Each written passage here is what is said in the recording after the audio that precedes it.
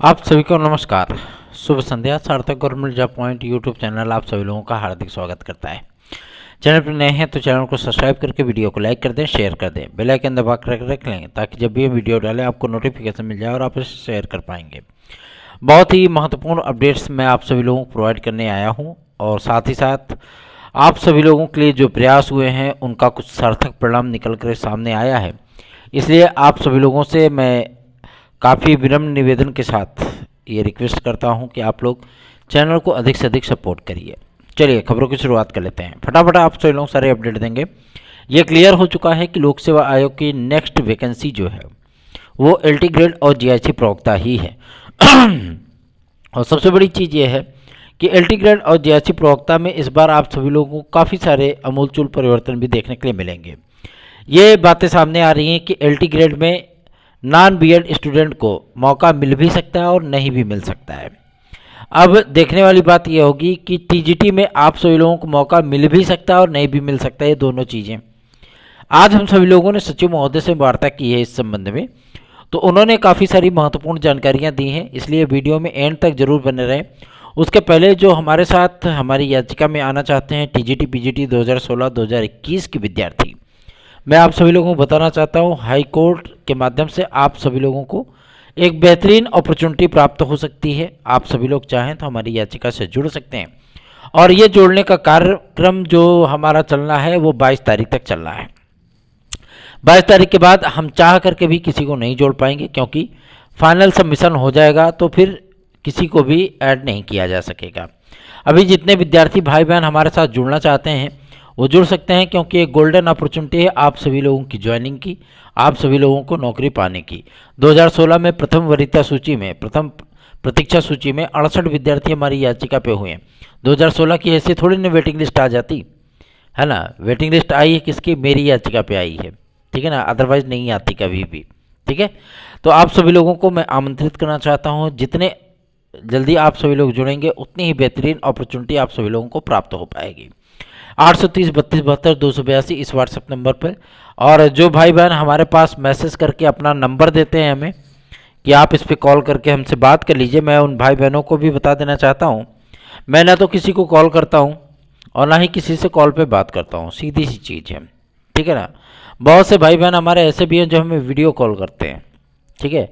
हम कितने लोगों का फ़ोन रिसीव कर पाएंगे? जो कुछ भी करना है आप मैसेज पे कर सकते हैं और उस मैसेज का आपको लोगों को रिप्लाई ज़रूर मिल जाएगा जब हम फुर्सत में होंगे, ठीक है। जब हम फ्री होंगे तो आपको ज़रूर उस मैसेज का जवाब करेंगे।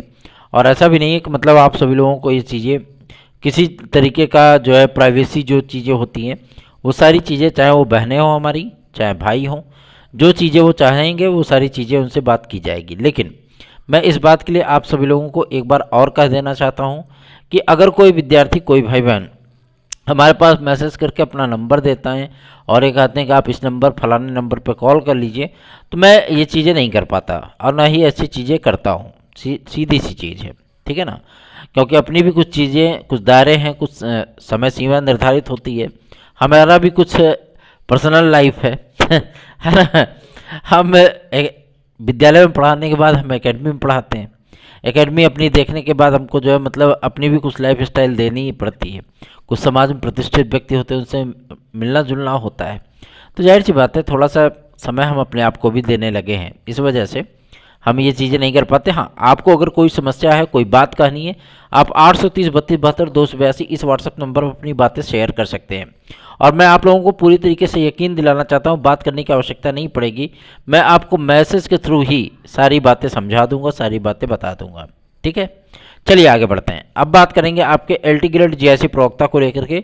आज सचिव महोदय से हम सभी लोगों ने वार्ता की है, तो उसमें नॉन बीएड का मुद्दा छाया रहा। नॉन बीएड का मतलब ये है जो आप सभी लोगों का टेक्निकल फाइन प्रावधिक बीएफए है, ठीक है ना। उनके संबंध में जब सचिव महोदय से हम लोगों ने वार्ता की तो उन्होंने स्पष्ट कहा है कि यही विद्यार्थी 2018 में भी थे, ठीक है। और चूंकि जो राजकीय शिक्षक सेवा नियमावली है, ठीक है ना, उस नियमावली में प्रशिक्षित शब्द का एकदम स्पष्ट प्रयोग है और हाईकोर्ट का इस पे आदेश भी है कि जो भी योग्यता आप रखिए समकक्ष नहीं रख सकते हैं। इक्विवेलेंट शब्द अब ना तो टीजीटी के विज्ञापन में इस्तेमाल होगा और ना ही एलटीजीआईसी के विज्ञापन में, ठीक है ना। तो अब सारी डिग्रियों को हमको स्पष्ट लिखना होगा और हमारी नियमावली के अकॉर्डिंग जो राजकीय शिक्षक सेवा नियमावली है उसके अकॉर्डिंग टेक्निकल फाइन बीएफए प्रावधिक ये कहीं भी मतलब उस नियमावली में नज़र नहीं आते हैं।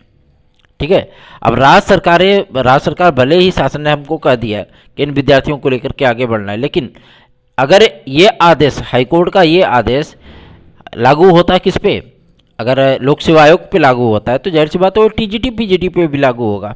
ठीक है ना। और एनसीटी ने एक आदेश और किया था कि प्रशिक्षित फुल्ली ट्रेंड टीचर रखे जाएंगे, चाहे वो हायर लेवल पे, चाहे माध्यमिक लेवल पे, चाहे जूनियर लेवल पे, चाहे आपके प्राथमिक में। ठीक है ना, हर जगह पर जो फुल्ली ट्रेंड टीचर रखे जाएंगे, विदाउट ट्रेंड कोई भी टीचर नहीं होगा। अब इसमें एक बातें सामने आ रही है जो आप सभी लोगों को ये चीज़ें देखने के लिए मिलती है कि शिक्षा मित्रों को क्यों नहीं कंटिन्यू किया जाता। तो शिक्षा मित्रों को जब सर्वोच्च न्यायालय ने ही बाहर किया था तो उनको एक एडहाक पे रख दिया गया, लेकिन तदर्थ शिक्षकों के विषय में ये मामला बिल्कुल भी उल्टा पड़ जाता है। ठीक है ना, तदर्थ शिक्षकों के मामले में पूरी तरीके से उल्टा पड़ जाता है। और तदर्थ शिक्षकों को गवर्नमेंट ने एक ऑफर भी दिया था कि हम आपको 15,000 रुपये मिनिमम टीजीटी और 22,000 रुपये मिनिमम पीजीटी इस पर हम आपको रख सकते हैं। ठीक है, 11 महीने का बाकायदा वेतन देंगे आपको, आप पढ़ाइए विद्यालयों में, कोई दिक्कत नहीं है, लेकिन आपके जो पद हैं उन पे हम फ्रेश भर्ती करेंगे, आप उसमें अप्लाई कर सकते हैं, आपको वेटेज देंगे। इतनी चीज़ें गवर्नमेंट ने बोली, लेकिन तदर्थ शिक्षकों ने इस चीज़ को मांगने से इनकार कर दिया, है ना। अब यही हो गया कि डायरेक्ट गवर्नमेंट ने अपना आदेश जारी कर दिया कि इन लोगों को अगर वेतन कोई देना चाहता है, बजाय भाई 6-6 महीने से वेतन जारी नहीं हुआ है ना, मई जून से ही तो वेतन जारी नहीं हुआ है, अब इतना समय बीत गया है, तो जाहिर सी बात है कि वेतन जारी करवाने के लिए इन्होंने एड़ी चोटी का जोर लगाया, लेकिन गवर्नमेंट ने एकदम स्पष्ट कर दिया कि हम इनको वेतन नहीं देंगे, बिल्कुल भी एक पैसे नहीं देंगे, है ना। और अगर इनको वेतन देना है तो मैनेजमेंट का ये कार्य है, मैनेजमेंट अगर चाहे तो अपने जेब से दे सकता है, कोई दिक्कत नहीं है। ठीक है, ये चीज़ें क्लियर हो गई। इनके पदों का वेरिफिकेशन कंप्लीट हो गया और माध्यमिक शिक्षा मंत्रालय ने पूरा डेटा जो है वो शिक्षा निदेशालय को प्रेषित कर दिया। ठीक है ना, सारी चीज़ें क्लियर हो गई। हाँ भैया, इतने पद हैं, 27,000 के ऊपर पद हैं, इनको जो है भरना है, तो शिक्षा सेवा चयन आयोग के माध्यम से होगा। फिलहाल तो ये बातें बाद में करेंगे, पहले हम लोक सेवा आयोग की बात कर लेते हैं। लोक सेवा आयोग ने इस बात को स्पष्ट किया कि हमारी नियमावली में ये लोग कहीं नहीं आते हैं, जिसकी वजह से हमें इन्हें एलटी ग्रेड में मौका देने के लिए हमें सोचना पड़ेगा या संशोधन कराना पड़ेगा। संशोधन की प्रक्रिया आप सभी लोग जानते हैं कि बिना कैबिनेट से मंजूरी मिले माध्यमिक शिक्षा सेवा अधिनियम हो या आपका राजकीय शिक्षक सेवा नियमावली, अधिकारी संशोधन नहीं कर सकते। अधिकारी संशोधन का प्रस्ताव शासन को प्रेषित कर सकते हैं और शासन ही मंजूरी देता है उसमें, है ना। अगर अधिकारी सारी चीज़ों का संशोधन करने लगे फिर शासन का उसमें क्या रोल होगा। ठीक है, अधिकारी प्रस्ताव बना सकते हैं, प्रस्ताव भेजेंगे गवर्नमेंट के पास कि ये हम संशोधन करना चाहते हैं, इस आधार पे हम, इस नियम के आधार पे हम वैकेंसी निकालना चाहते हैं। अगर गवर्नमेंट ने उधर से अप्रूवल दे दिया तभी वो चीज़ें होती हैं। तो आज इस संबंध में काफ़ी देर तक चर्चा परिचर्चा हुई है। मैं आप सभी लोगों को बताना चाहता हूँ, एज रिलैक्सेशन के संबंध में भी उन्होंने कहा कि हमें अगर पीसीएस में विद्यार्थियों को एज रिलैक्सेशन दिया जाए, अतिरिक्त अवसर दिया जाए, तो हम बाकी भर्तियों में एज रिलैक्सेशन विद्यार्थियों को प्रोवाइड कर देंगे, जो कि अभी तक गवर्नमेंट ने नहीं किया है। क्योंकि नंबर 1 अगर स्टेट लेवल की परीक्षा होती है नंबर 1 पे, तो वो होती है आपकी पीसीएस की परीक्षा। ठीक है ना, और उसके बाद जो है मतलब सारी परीक्षाएं आती हैं। तो उसमें गवर्नमेंट के ऊपर आज हम लोगों ने भी मुख्य सचिव महोदय को एक ज्ञापन प्रस्तुत किया ईमेल के माध्यम से, और उधर से रिप्लाई भी मिला है कि शासन के पास ये मामला पेंडिंग में है। मुख्यमंत्री महोदय को फुल्ली लोडेड पत्र जो है वो लिखा जा चुका है और गवर्नमेंट इस पर विचार कर रही है, बहुत जल्दी ही विद्यार्थियों को एज रिलैक्सेशन मिल जाएगा। ठीक है, पुलिस प्रोन्नति बोर्ड हो या आपका अन्य भर्ती संस्थान, सब में एज रिलैक्सेशन आप लोगों का बराबर बराबर लागू होगा।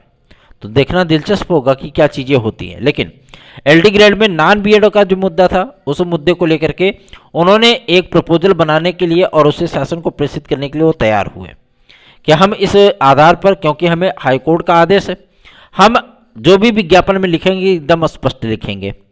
ठीक है ना, कि एलटी ग्रेड में 50% प्लस बीएड होना चाहिए, यह स्पष्ट लिखेंगे हम विज्ञापन में कि अगर कोई स्नातक में 50% है प्लस बीएड है तो ही वो एलटी का फॉर्म भर सकता है।